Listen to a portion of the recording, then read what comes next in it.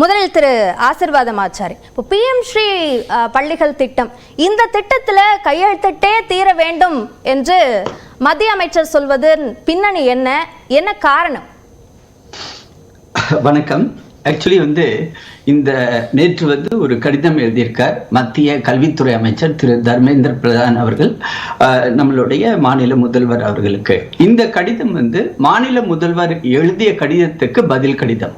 அதுல தொடர்ச்சியா 2 பக்கத்துக்கு விரிவா அவர் அதுக்குரிய காரணத்துகளை விளக்கி இருக்கிறார். முதல்ல 2023-24 அதுக்குரிய அந்த 4 இன்ஸ்டால்மெண்ட் 1876.15 அது ஆல்ரெடி அவங்களுக்கு கொடுக்கப்பட்டது.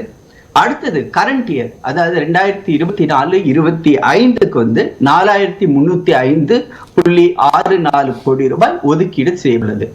இப்போ அடுத்த கட்டத்துக்கு, அதாவது இந்த சமக்ர சிக்ஷா அபியான் அப்படின்னு சொல்றோம் இல்லைங்களா. சமக்ரனா ஒருங்கிணைந்த, சிக்ஷானா கல்வி, அபியானா ஒரு திட்டம். இப்போ இந்த ஒருங்கிணைந்த கல்வி திட்டத்துல அவர் வரிசைப்படுத்துகிறார். இந்த ஒருங்கிணைந்த கல்வி திட்டம் எதற்காக, அதுல என்னென்ன காம்பனன்ட்ஸ் இருக்குது அப்படின்றத எனக்கு ஒரு 2 நிமிஷம் கூடுதலா கேட்கிறேன். இப்பயே நான் சொல்லிடுறேன், ஏன்னா இது கொஞ்சம் விரிவாக இதை பத்தி சொல்லணும், இல்லாட்டினா புரிதல் இல்லாம போயிடும். இதுல இந்த ஒருங்கிணைந்த அணுகுமுறை, இந்த கல்வி திட்டத்துல ஒருங்கிணைந்த அணுகுமுறை, ஒரே மாதிரியான ஒரு நிர்வாக வசதி, அதாவது ஒவ்வொரு மாநிலத்திலையும் ஒவ்வொரு நிர்வாக வசதி இருக்குது, அதை ஒருங்கிணைத்து எல்லா மாநிலத்திலையும் ஒரே மாதிரியான ஒரு நிர்வாக வசதி, தரமான கல்வி வழங்குவதற்காக ஆசிரியர்கள், தொழில்நுட்பம் இரண்டையும் இந்த காம்போனன்ட்ல யூஸ் பண்ண வேண்டியது, டிஜிட்டல் தொழில்நுட்பத்தை பள்ளி கல்வியிலேயே கொண்டு வருவது, அதே மாதிரி உள்கட்டமைப்பு வசதிகளை, இப்ப நீங்க பாத்தீங்கன்னா class rooms, digital class rooms, digital board, இப்ப முன்னெல்லாம் சாப்பீஸ் வச்சு நம்ம எல்லாம் படிச்சுட்டு இருந்தோம், பத்தரை எழுதி போடுவாரு, இப்ப எல்லாமே டிஜிட்டல் போர்டு வந்துடுச்சு. அதே மாதிரி பாத்தீங்கன்னா பெண் கல்வி, அதை ஊக்குவிப்பது எது, திறன் மேம்பாடு, அதே மாதிரி உடற்கல்வி. இப்போ இதை எல்லாத்தையும் கொண்டு அதுல அந்த திட்டத்துல கொண்டு வரும். இப்போ இந்த இடத்துல என்ன பிரச்சனை, இந்த PM ஸ்ரீ அப்படின்றத ஒரு பெரிய புரிதல் இல்லாமலே நம்ம நகர்ந்து போயிட்டு இருக்கிறோம். PM ஸ்ரீ அப்படின்னா Pradhan Mantri, prime minister school for rising India, அதாவது வளர்ந்து வரக்கூடிய இந்தியா.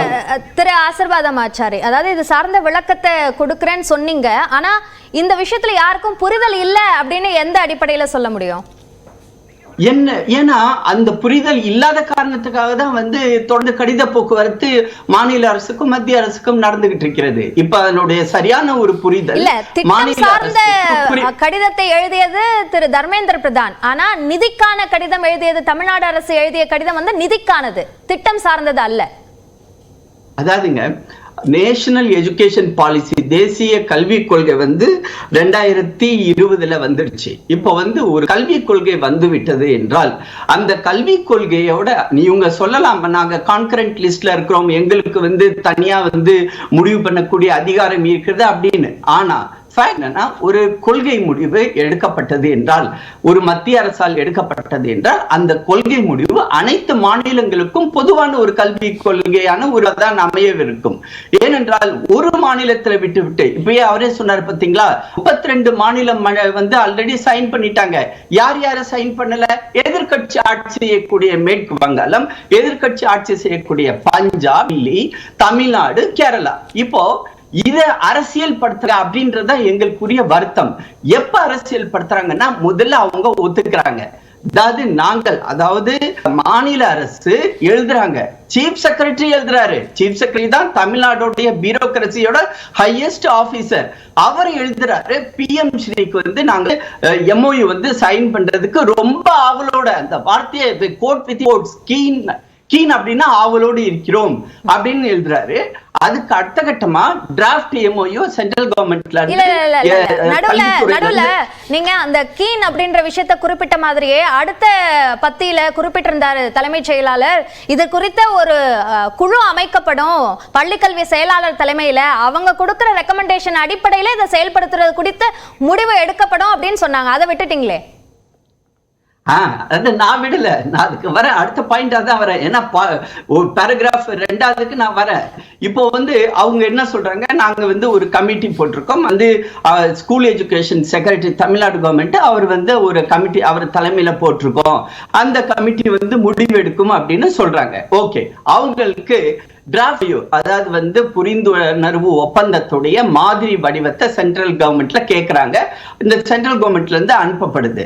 இப்போ அந்த எம்ஓயுவை அவங்க அப்ரூவ் பண்ணி அனுப்பும் போதுதான் பிரச்சனையா ஆரம்பிக்குது. என்ன பிரச்சனை ஆரம்பிக்குதுன்னா, தேசிய கல்வி கொள்கை, அதாவது 32 மாநிலமும் ஒத்துக்கொண்டு கையெழுத்து போட்ட அந்த எம்ஓயுல தேசிய கல்வி கொள்கைன்ற அந்த காம்பனண்ட்டை ரிமூவ் பண்றாங்க.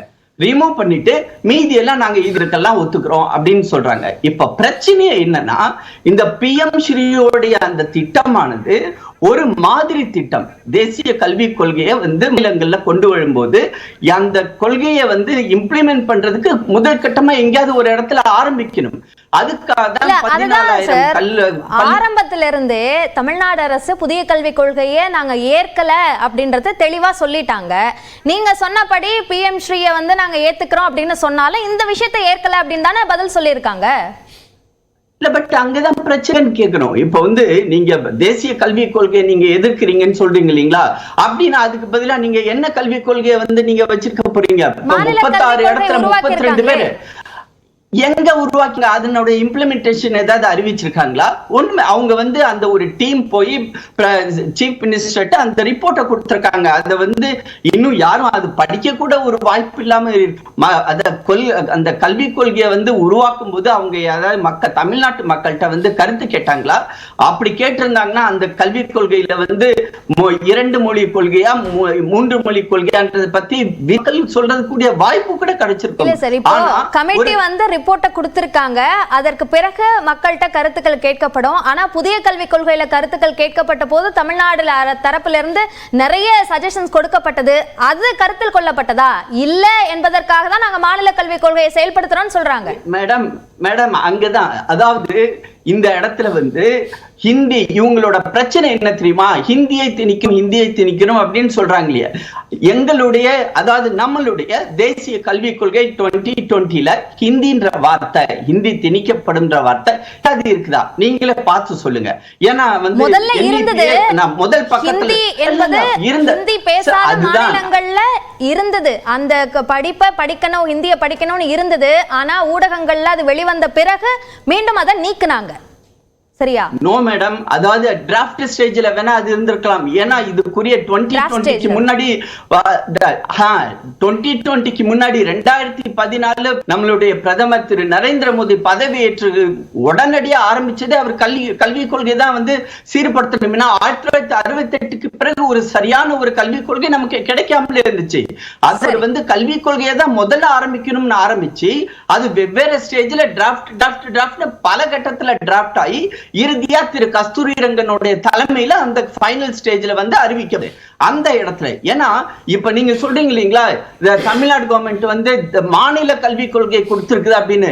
நாளைக்கு அதை பப்ளிக் டொமைன்ல நீங்க வச்சீங்கன்னா, அது ஒரு டிராஃப்ட் ஸ்டேஜ்ல இருக்கும்போதே வச்சிருந்தீங்கன்னா, 2 மொழி கொள்கை வேணா, எங்களுக்கு 3 மொழி கொள்கை வேணும்னு கேட்டுலாம். ஏன்னா நீங்க சொல்ற இந்த கருத்துக்களோட அடிப்படையில PM ஸ்ரீ திட்டத்தையும் ஏத்துக்கணும், புதிய கல்விக் கொள்கையும் ஏத்துக்கணும், அப்பதான் நிதி, அப்படிதான் புரிஞ்சுக்கணுமா? அதான் மேடம், PM ஸ்ரீ ஏத்துக்கணும், புதிய கல்விக் கொள்கை ஏத்துக்கணும் இல்ல, ரெண்டும் ஒன்னோட ஒண்ணு பிணைந்ததுதான். PM ஸ்ரீக்கு நான் அதான் சொல்றேன் இல்லைங்களா, PM ஸ்ரீ தேசிய கல்விக் கொள்கையை இம்ப்ளிமெண்ட் பண்றதுக்கு முதல் கட்டமாக எங்கேயாவது ஒரு இடத்துல ஆரம்பிக்கக்கூடிய ஒரு மாதிரி பள்ளி, அந்த இடத்துல ஆரம்பிச்சு நடத்தும் போது அதுல உள்ள பிரச்சனைகள், நல்லது நடந்தா ஓகே, அது ப்ராப்ளம்ஸ் இருந்துச்சு, டீத்திங் ப்ராப்ளம் இருந்துச்சு, அதை சரிப்படுத்தக்கூடிய ஒரு வாய்ப்பாக தான் அந்த PM ஸ்ரீ வரும். அதனால்தான் 14,500 பள்ளிக்கூடத்தை நம்ம ஐடென்டிஃபை பண்ணி ஆரம்பிக்கலாம். நெய்பர்ஹுட் உள்ள, அதாவது பக்கத்துல உள்ள பள்ளிக்கூடங்கள் கூட இதை ஒரு மாடலா அந்த பள்ளியோட செயல்பாட்டுக்கு அப்புறம் போகலாம். இந்த ஆண்டிற்கான நிதி ஒதுக்கீடு என்பது அப்ரூவ் ஆயிருக்கு அப்படின்னு சொன்னீங்க. எப்போ இங்க தமிழ்நாட்டுக்கு சேரும்? அதுல என்ன தடை இருக்கு? அந்த கேள்வியை நீங்க மாநில அரசு, அதுவும் குறிப்பாக முதலமைச்சர் அவர்கள், மத்திய அரசு அதே மாதிரி பள்ளி கல்வித்துறை அமைச்சர், இல்ல ஈகோ யாருக்கு மேடம்? அதாவது சிம்பிளா நான் கேட்கிறேன், அவங்களுடைய தனிப்பட்ட ஒரு ஈகோ, அதாவது நாங்கள் மும்மொழி கொள்கை மாட்டோம் அப்படின்ற ஒரே ஒரு அந்த ஈகோவால இன்னைக்கு தமிழ்நாட்டுடைய பள்ளி கல்வி பள்ளக்கூடிய எல்லா மாணவரைக்கும் அவர்களுக்கு இருண்ட காலத்தை நோக்கி எடுத்து செல்கிறார்கள். மூன்றாவது ஒரு மொழியை கத்துக்கிறதுல என்ன பிரச்சனை? அதுதான் இப்ப நாங்க கேட்கிற கேள்வி. இன்னைக்கு எனக்கு 3 மொழி இல்ல 4 மொழி தெரியும், என்னுடைய மகளுக்கு 5 மொழி தெரியும். அதனால்தான் இன்னைக்கு அடுத்த கட்டத்தை நோக்கி நகர்கிறார்கள். ஆனா குண்டு சட்டிக்குள்ளரே குதிரை ஓட்டணும் அப்படின்றதுனால தமிழ் ஆங்கிலம் அப்படின்னு இருக்காங்க. நாங்க ஹிந்திய கூட சொல்லல, நீங்க தெலுங்கு எடுத்து படிங்க, கன்னடம் எடுத்து படிங்க, மலையாளம் எடுத்து படிங்க, பிரெஞ்சு எடுத்து படிங்க, ஜெர்மன் எடுத்து படிங்க, நல்லதுதானே?